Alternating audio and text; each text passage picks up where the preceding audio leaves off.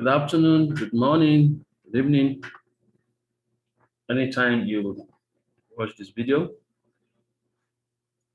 this is this year's this is DCE110 computer aided design and drafting, introduction to computer aided design and drafting. I want to continue with our MATLAB lecture stroke lab. Where we stopped the last time, I'm going to continue from there. And those who have not submitted the assignment, please make sure you do so before it's too late. Because I'm going to be giving assignment almost every week. Okay, so let me share my screen. Yes, we have been talking about variables, and while we talked about matrices, this is very important. MATLAB is designed to work with mathematical matrices. So take note of that. And we have already mentioned is mathematical matrix is a collection of numbers in rectangular arrangement, rows and columns. And you need to be very vast in this. You must be very vast with matrices. You must be able to locate a particular cell location. So we mentioned earlier, a cell is specified by its row and column number. Okay, cell 1 is cell. What is in the cell in row 1, column 1 is 2. So this is row 1,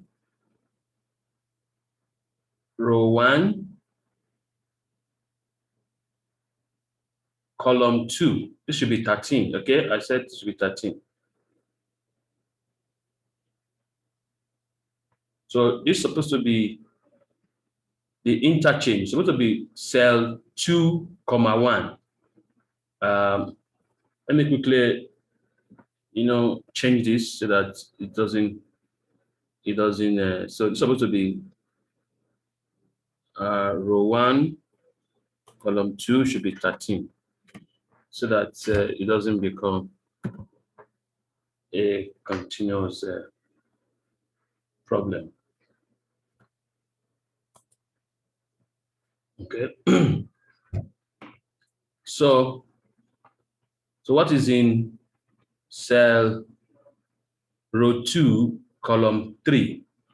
So row 2, this will be row 2, and this will be, this is the first row, in the second row.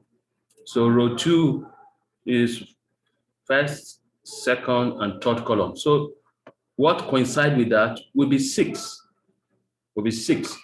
So for us to have row 2, column 1,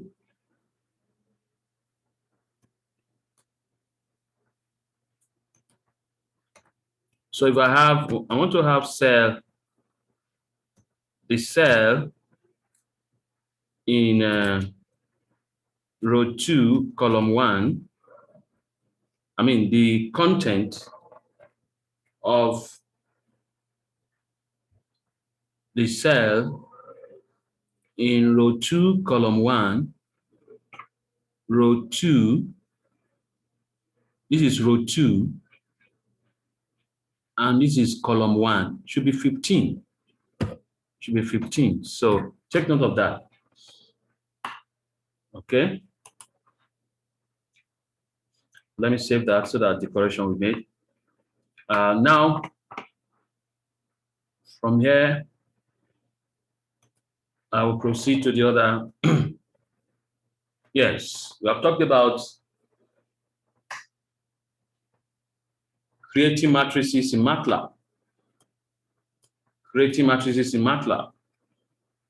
And you need to experiment and try this command on your own. We have done this before, so try to do that. These are called square brackets. When you do this, you will see the content. Okay, we have tried this too. Trying to locate what is in it, but let me try to see.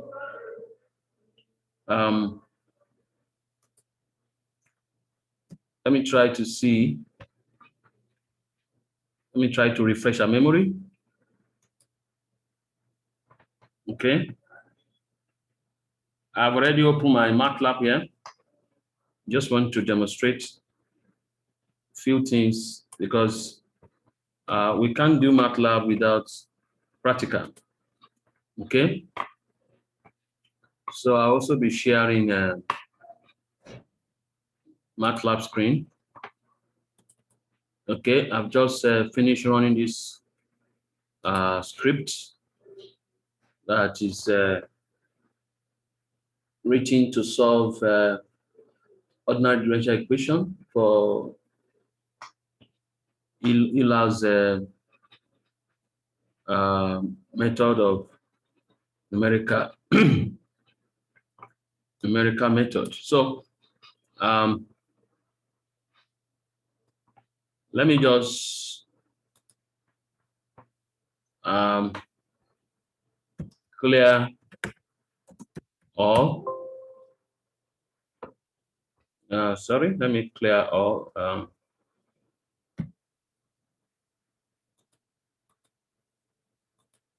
I need to clear all the variables that are held in memory so that it won't be a problem to me.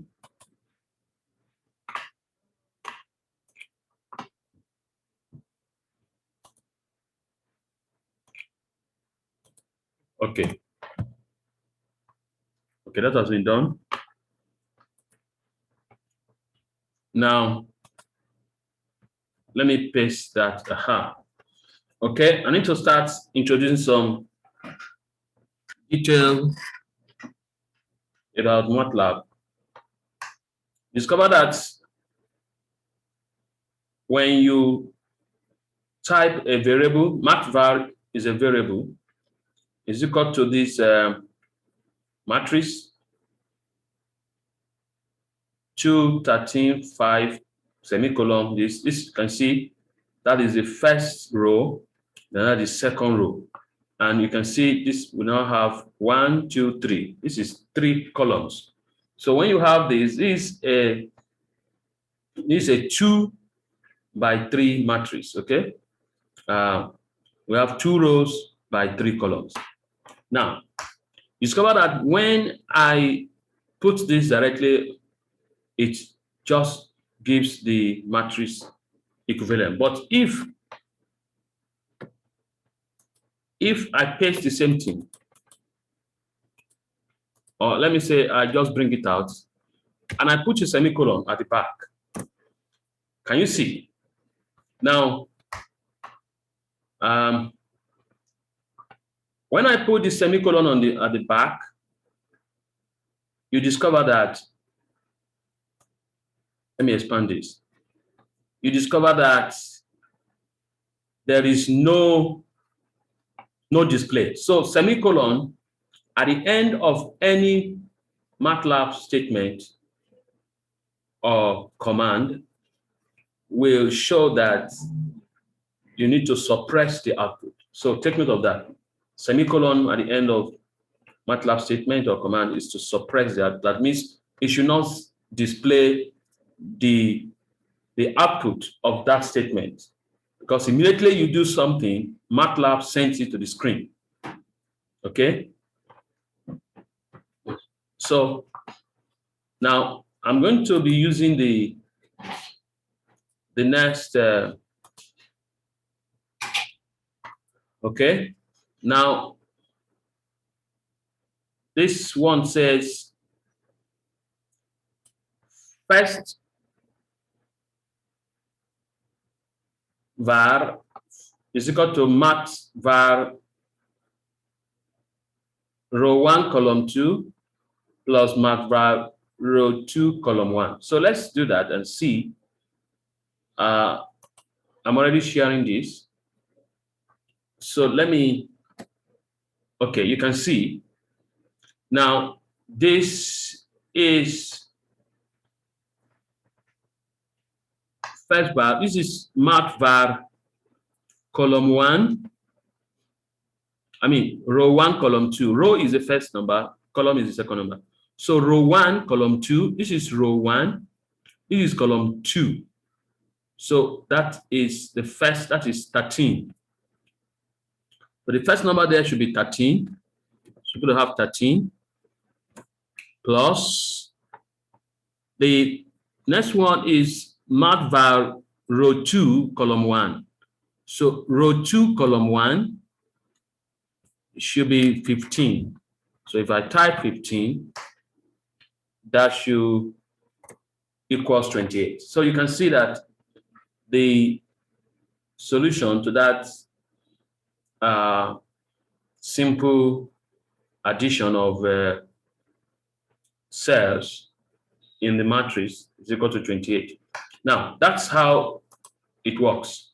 So let me go back to, so you can try the remaining ones. I'm going to be giving you some exercises. Now, I'm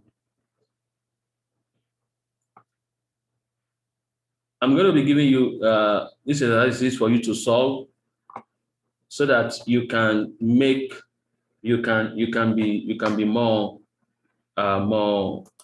proficient, can be more used to it. Okay.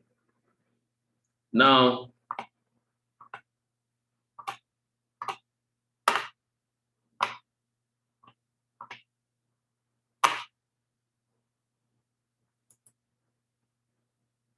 I don't know.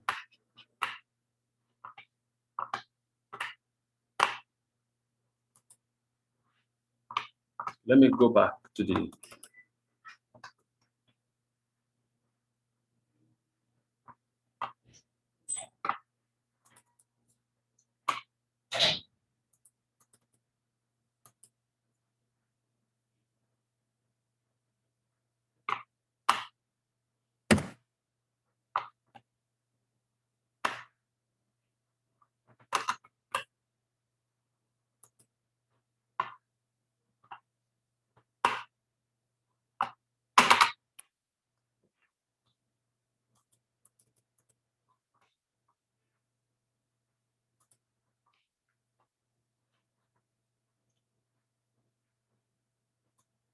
let me close some of these things so that it doesn't disturb me.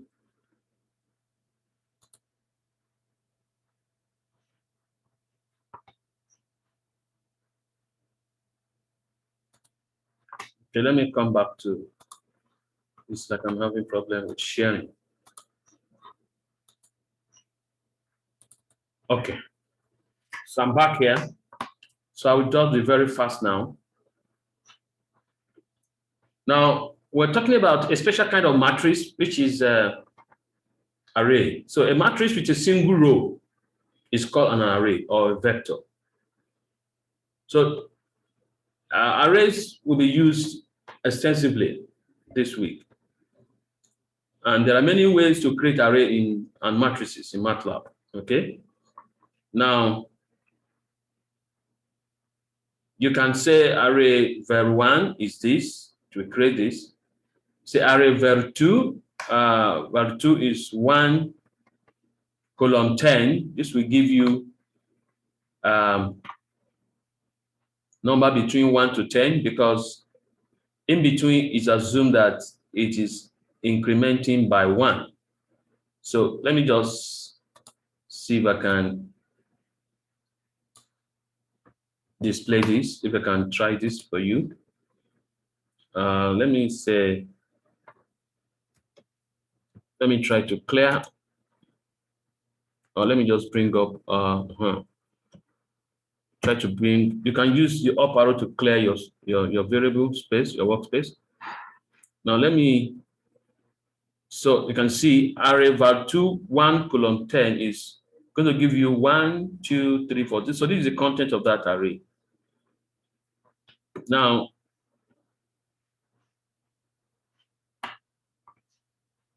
let me see whether I'm sharing that. Okay, you can see. Now the next one, array var3 is equal to 5 column 5 100.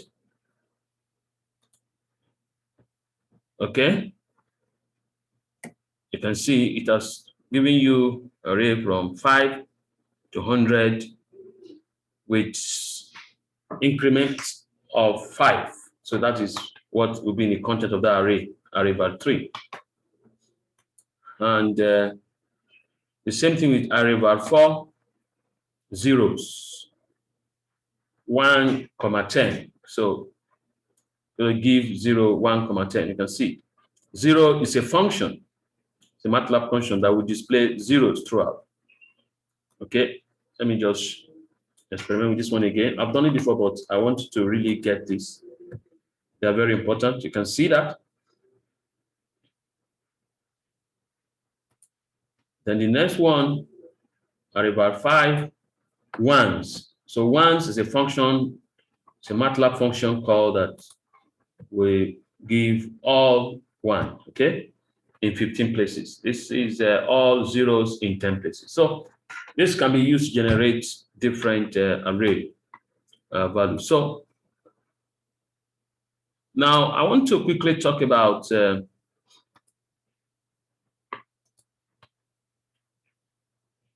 loading data from a file, okay? At times, it will be necessary to load data from a file. Why? Because typing in all the data can be a bit stressful. If you have to type 100 kind of values or type, maybe you have data in a file that you want to analyze with MATLAB. So you can call that. You can load Excel file into MATLAB. You can load even a text file. So it is easier and more convenient to read data from a file. And this is going to be also practiced this week. And you will need to get comfortable with this. Now, you need to open a text editor like Notepad and type the data above and save it as sample list of that. You can also do the same thing in Excel, and then you can call it. So you can now say array var is equal to that, and then MATLAB treats matrices with a single row array in a special way. An element may be referenced without specifying the row. These are the commands you can try out. We have tried this. So you need to try this exercise out. I'm going to ask the class rep to collect the assignment. All these exercises, you must try them out and submit as assignment and find out what is wrong. So page 23,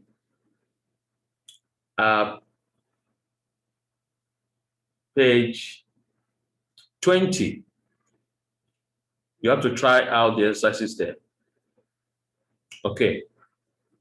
Now, this one, we're going to do this in real practical.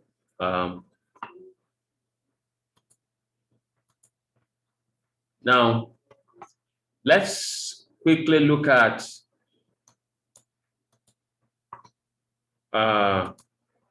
basic operators and functions in MATLAB. MATLAB has basic mathematical operators that are being used in other, in our regular calculator and programming languages. But there are some, or there are little additions. So plus is still standing for addition, minus is subtraction, asterisk is still used for multiplication. Now we have division, which is called the right division. Okay, right division. We're starting from right to left. And then we also have left division. So that is important. This is like an inversion. We're going to see how that is used. Then we'll have raised to power, that is caret power, and then we have brackets, which specify the order of evaluation. How, just like we have BODMAS, bracket of division, multiplication, addition, subtraction. So when you put something in bracket, it shows that that should be done first before the others. So in addition to this basic MATLAB, in addition to these basics, MATLAB has hundreds of functions, not a symbol, but a named function that we need to look at. But before then, let's look at the additional things that we need to know here. We have what we call the complex conjugate transpose. That is a little bit about straight apostrophe up. So it's a conjugate transpose, and then that is what is missing out. So then we have the specified order. Now these are few functions that MATLAB has. They are inbuilt. The format is function name, input, info list. Info list is 0 or more values separated by commas. Okay, this can be values or variables. Now you have to try these functions out.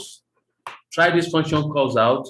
Abs is to return the absolute. So let me try just few of them for you. They are inbuilt into MATLAB. And when a function is inbuilt like this, you cannot use this as your variable. When you are creating your variable, we're going to talk about how to create variable names. You don't use known MATLAB functions as your variable. It's going to conflict. Okay, apps. So let me quickly try this out. Okay, let me come back here.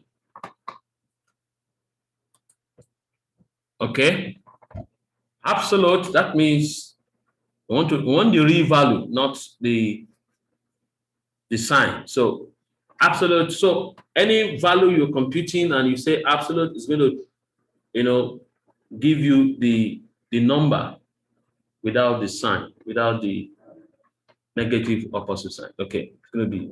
So anytime you put a positive number in bracket and you use absolute function, it's going to return the real number or without the positive, without the negative value. The next one is round. Round. Okay, round 1 in bracket 1.234. It's going to take it to round up the number to the nearest whole number. So 1.234 is the nearest. So if I say round 1.5, it's going to take it to 2. Can you see? Anything above 5, take it to 2. Anything below 5, after the decimal point, anything below 5 will be the round down. Anyone that is above 5, the decimal point will be round up. Okay. So you can try more. You can say 5. You can say 8.43. Can you see that? Then if I say 8.63, then you take me to 9. So you can see that is the power of RAM. Then is prime. You can also test whether a number is a prime number, like this. Okay, is prime 13. If the answer is true, it returns 1. If the answer is false, it returns 0. Okay, is prime, let me say 12. 6. 12 is not a prime number. You can see that. So these are things you need to get. So you can use this in programming decisions and all that. Okay, let me go back a bit faster now. Let me stop sharing. Let me go back to my slide. Let me see if I can be a bit faster. So you're supposed to be practicing this on your MATLAB that you have installed. By now, I expect everyone to have installed MATLAB on their machine, on their laptop. And I said it should be in learning groups of 8, so that you can exchange ideas and you can learn faster. So the next one is factor 13, factor this. So you can try this out. Now, let's quickly look at function facts. A function has input 0 or more. A function has input 0 or more values. The values can be variables, may have different numbers of inputs. A function also has an output. So take note of this. These are the characteristics of functions. Function has inputs, 0 or more values. The values can be variables also, and it may have different numbers of inputs. Can take 2 inputs, 3, 4, 5, depending on the function. A function also has an output. There must be an output. A single value can be an array. It can be matrix, and the result can be assigned to another variable. So those are the facts you should know about functions. You can create functions to do various tasks, and you will need to do that. You need to do that because when functions are created, you can call them. So functions are stored in a separate file in MATLAB called M files. Now, you will need to create, we'll be doing exercises that will be creating functions that determines, for instance, let's create a function that determines the area of a triangle. To create a new M file, you click on the new M file icon on the man. That is a new M file in MATLAB. Okay, let me show you that because let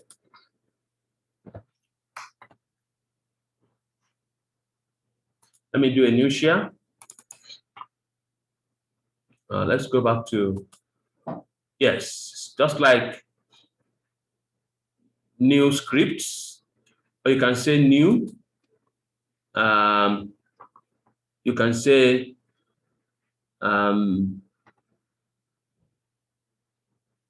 new script, so you can save it with M5. So you can say function, yes.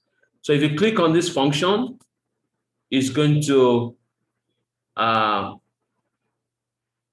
give you this this screen for you to be able to put the function name, then the output argument, and then input arguments. So this is MATLAB release 2014, and this has been very much enhanced for you, not like the one you have in this one, that in this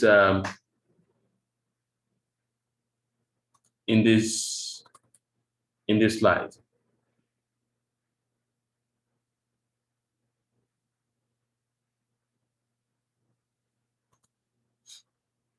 Okay.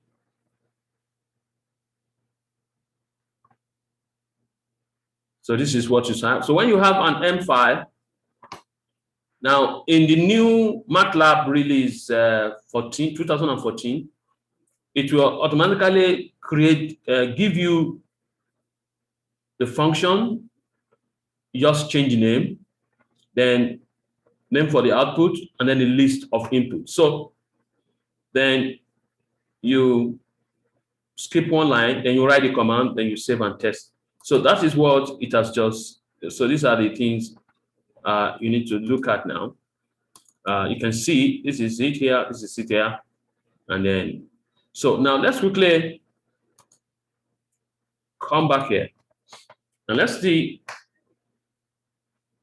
for instance, you have function C, hypotenuse A and B. So this is going to try to take the hypotenuse. So hypotenuse of a triangle. Let's look at how this goes.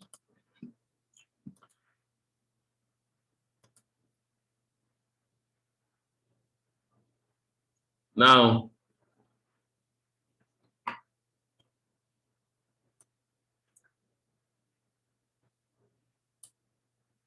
okay, let me quickly just put function. Okay, I will just remove this C, and then I just put hype, that is hypotenuse. Then the input argument is going to take two arguments from A and B. You can see that. Okay. So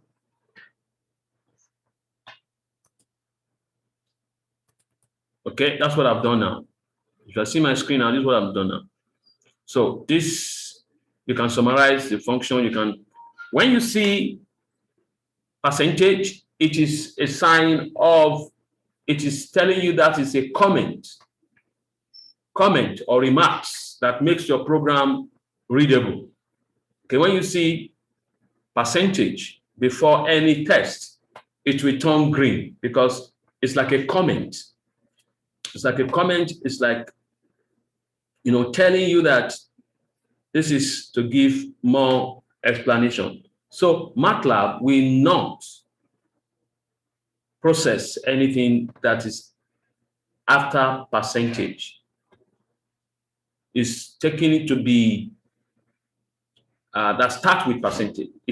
It's taking to be comments or remarks, just like we do in other programming languages, like in C, like in Fortran, and other. In some, you see, you use hash. In some, in BASIC, we use rem, like remark. But in MATLAB, it's percentage sign.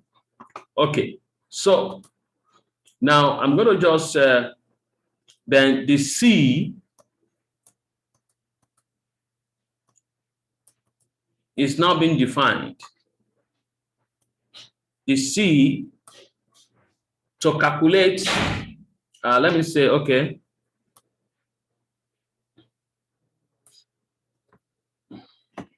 let me just, okay, let me put something here. So calculate length of the hypotenuse of a right triangle. So these are the comments, okay? Calculate length of the hypotenuse of a right triangle. Then the next will be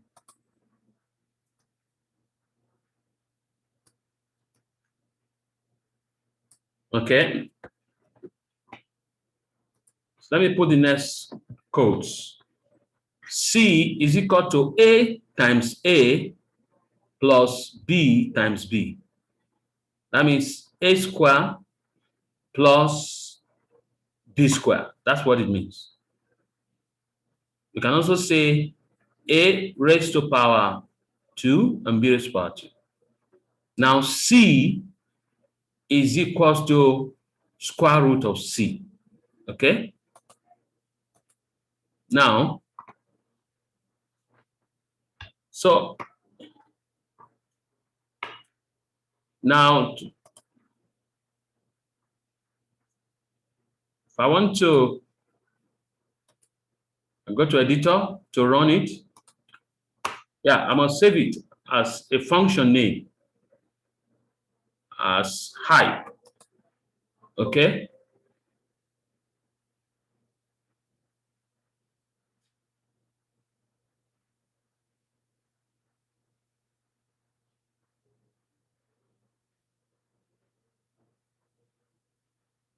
Here,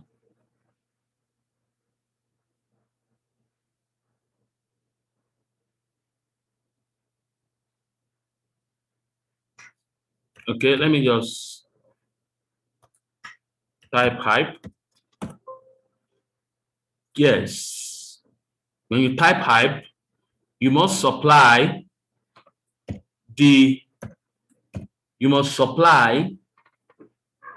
A if A is 4, and then the B before it will run. Okay, can you see that?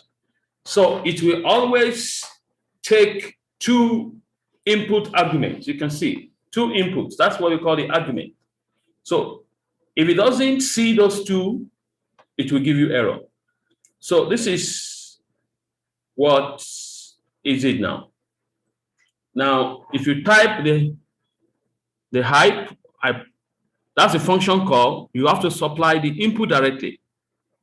Let's say 10, 6. You can see.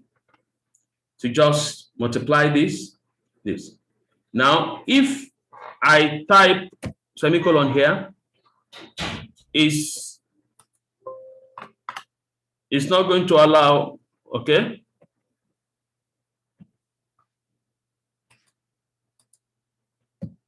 Okay.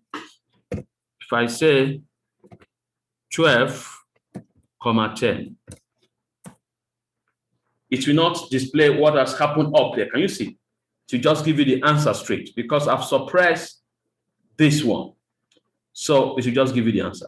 But if I remove this, it will, if I remove this, then it will be asking me to supply the argument, the values. Okay. So it's first of all display the C before the computation, before the final answer. But I think they're just the same.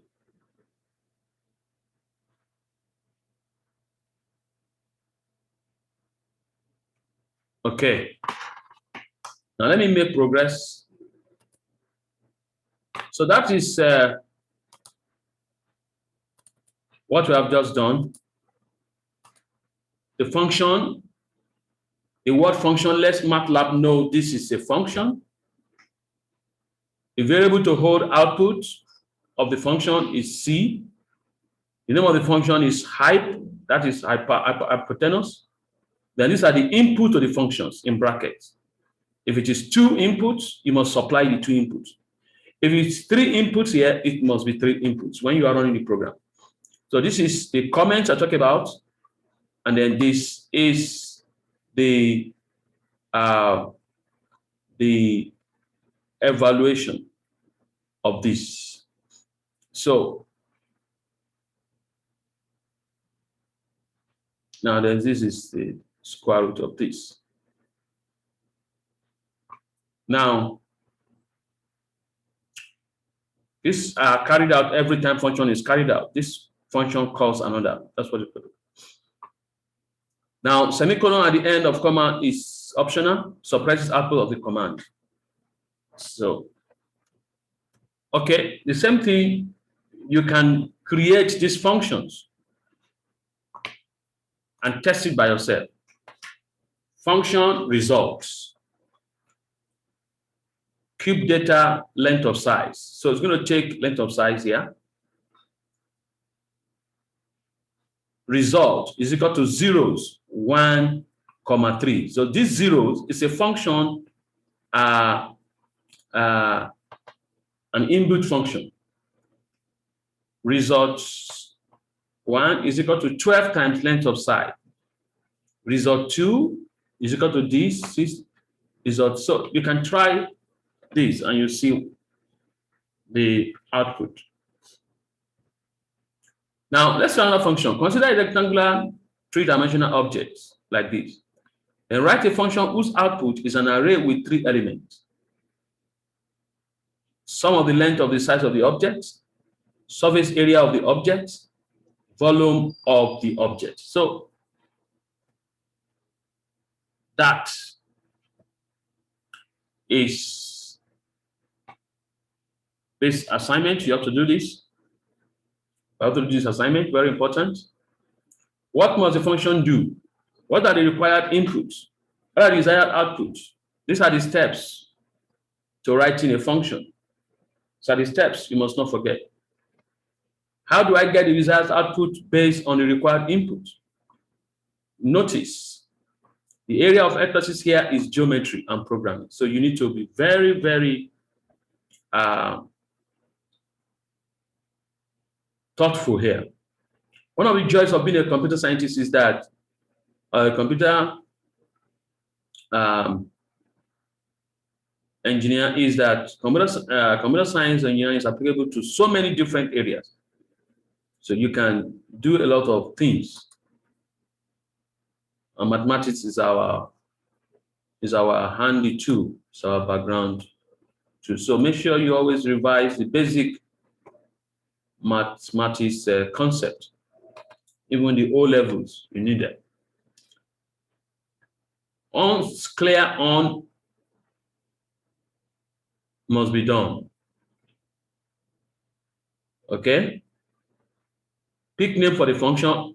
You must clear the screen and clear the function, the variables that are already in memory, because they can interfere with new code you are writing. So anytime is a good programming practice in MATLAB for you to do what we call housekeeping, to clear the workspace, the memory, so that it doesn't have a reference to a variable that is going to be used in the current program. So pick name for the function, make sure that they are descriptive enough for you to remember. Pick name for the output, that is the output, then pick names for the inputs. Then complete commands for function in between, and then save the function. It must then, you must end it. Then you test function in command window. So these are steps. So now let's look at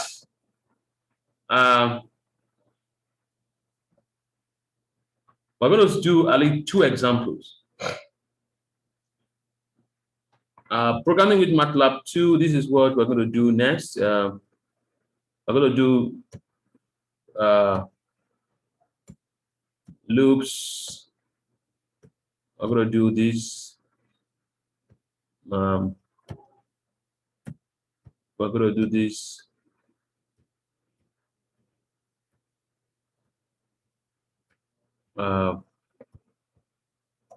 Yes, that will be another.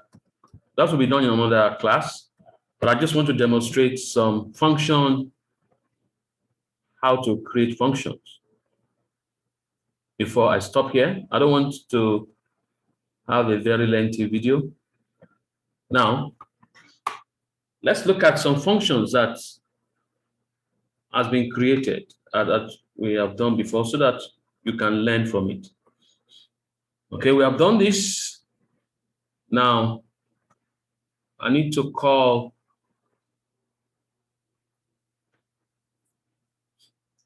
other functions from MATLAB.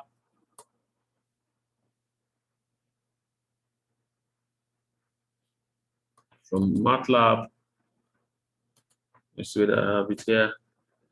Yes, there are some functions. Yes, function practice. Let me call this function practice. Okay.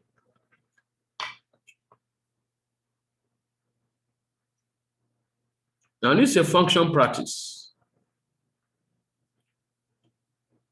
If you look at this, you see clear all, very important.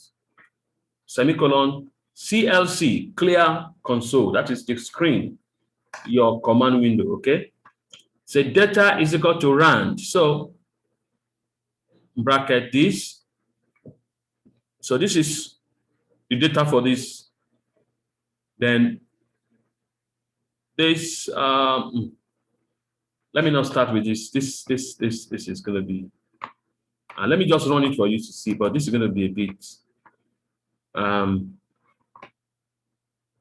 yeah, this is what we use to draw graph. It's going to be a bit complex for you.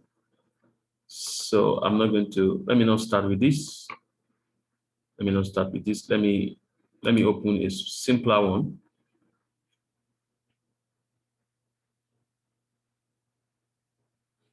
Let me pick a simpler function.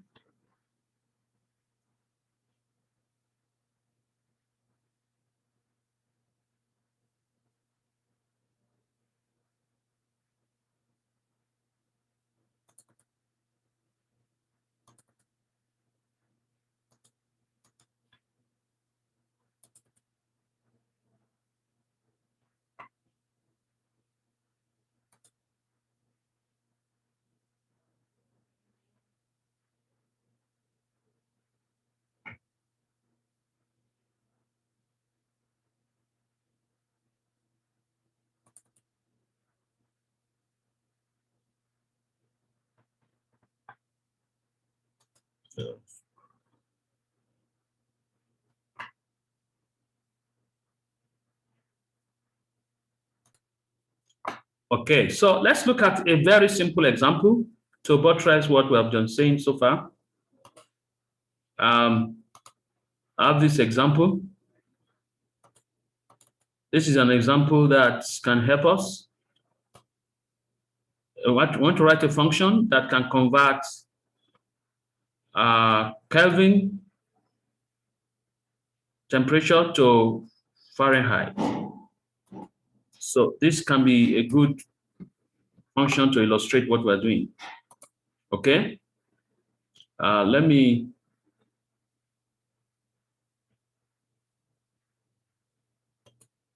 close all these ones. Okay, let me say new. Okay. Okay. Now we can see. Let me share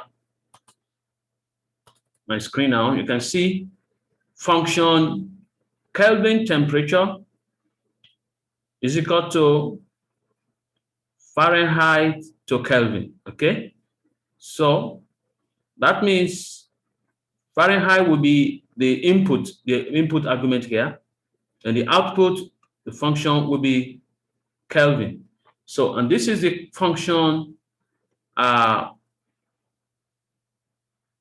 definition. This is the function calculation. So if I want to run this function, I have to save it first. Okay, it's going to use the name Fahrenheit to Kelvin as the function name .m. Okay. Now, if I want to run it, I have to call it, and I have to put the Fahrenheit temperature. If I say 60° Fahrenheit, and then it will give me the equivalent Kelvin. You can see this is very, very interesting. So I'm going to stop here because of the time. Please, we're going to do more on function. I would have loved to even do one more example just to illustrate function. Let me also see how we can convert. We can also do another function to convert Kelvin to Celsius. Okay. Now I have another function that we can use. This simple example should be able to help us to understand MATLAB better. So let me start another new script, and then let me paste the code.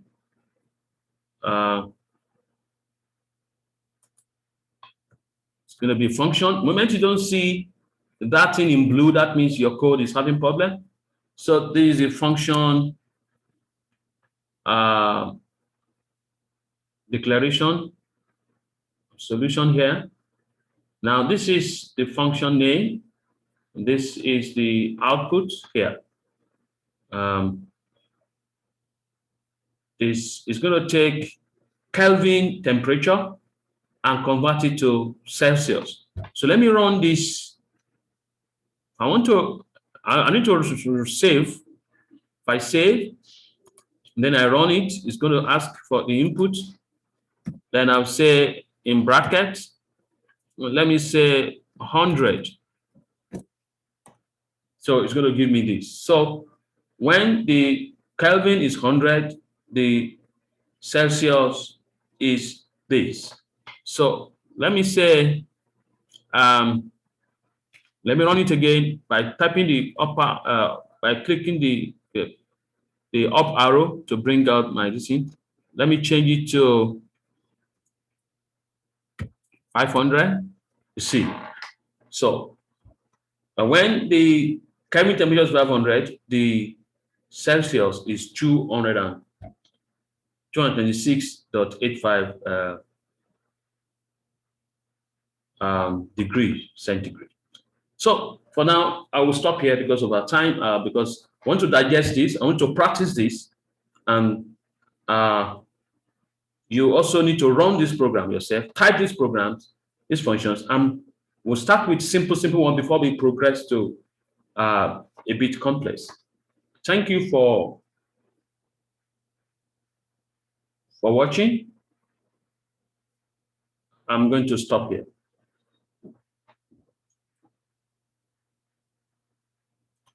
Bye for now. See you in the next class.